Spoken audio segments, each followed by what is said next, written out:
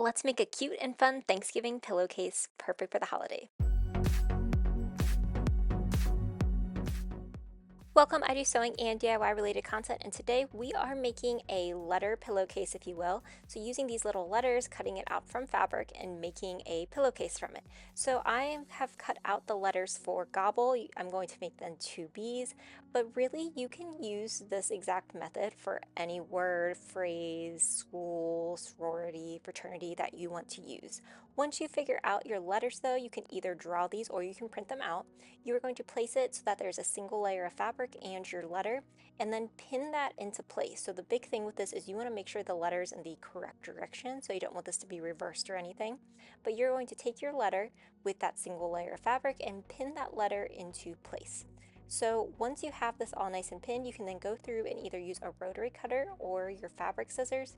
I tried both and I think that the fabric scissors were easier, but it's definitely up to you on what works best. And then you're just going to cut out one of each letter that you need. So again, you can really use this for any type of letter that you want. You can print out those letters online if you don't want to freehand it. I just decided to freehand it to make it look a little bit more homey and a little bit more of giving it my personal touch.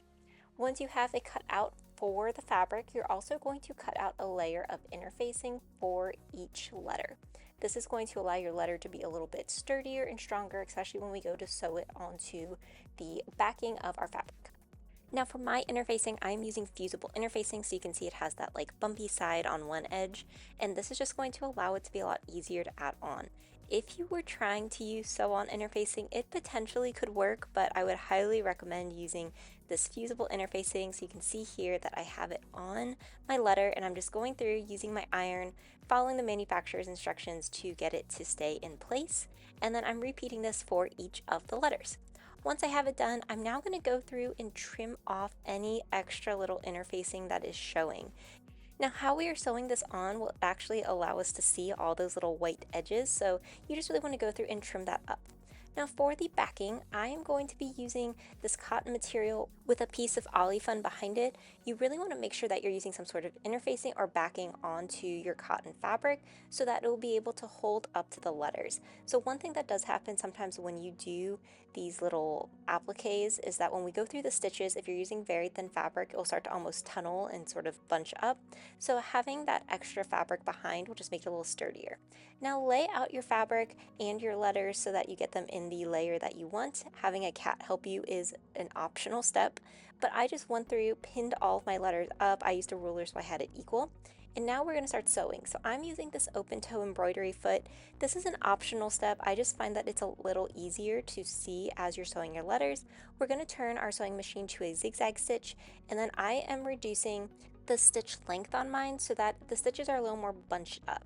And this is just going to give you a little bit more of not being able to see the edges of your fabric. And then the way this will work is the sewing machine will go back and forth over your letter as well as then go into the outside fabric, and you're just going to continue this all the way around. So you can see here I have the needle going back and forth and it's just hovering over that letter so we can sew it in place. Now as far as a technique goes, you really want to probably test this out a little bit.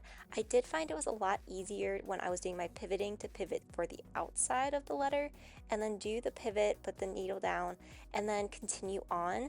So really it's mostly about just making sure you remember which side that needle's going into. Is it going into the outside of your fabric or is it going into the letter? And then you can continue pivoting around the letter as you go. The curves are also pretty simple to do, just being sure that you're doing your little pivots and that you're kind of following a nice and neat angle. So here is what all of my letters look like. I'm so happy with how they're sewn on. And as you can see, this could really be for any letters that you want. So now at this point, this is just sewing a pillowcase together. So I have a zipper here and I am just going to be placing my zipper with right sides down onto one edge of my pillowcase. So as you can see, I did go through and do a little edge finishing just to make sure that this would hold up over time. So I'm just now going to sew that zipper in place. For the zipper, I am using a zipper foot, and I am just going to go through, take that straight stitch to hold the zipper down. And once I get through that whole seam, I'll then check to make sure the zipper looks good, which it does. And now I'm just going to do a nice little top stitch so that the fabric stays nice and held down and in place. I don't have to worry about it bunching into the zipper itself. So the top stitch is optional. I just think it ends up looking really nice. So now that top stitch is done, I'm now going to repeat those same steps for the back of our pillowcase. So just adding my fabric with right sides together with the zipper, pinning that up, and then just taking a seam all the way down. And then once we have the seam done, it will then be time to actually sew the whole pillowcase together. So this comes together really, really quickly. So as you can see, I have that second portion done for the zipper, so I'm just going to go through and top stitch this very similar to how I did the first ones. Just make sure everything's laying nice and flat and smooth.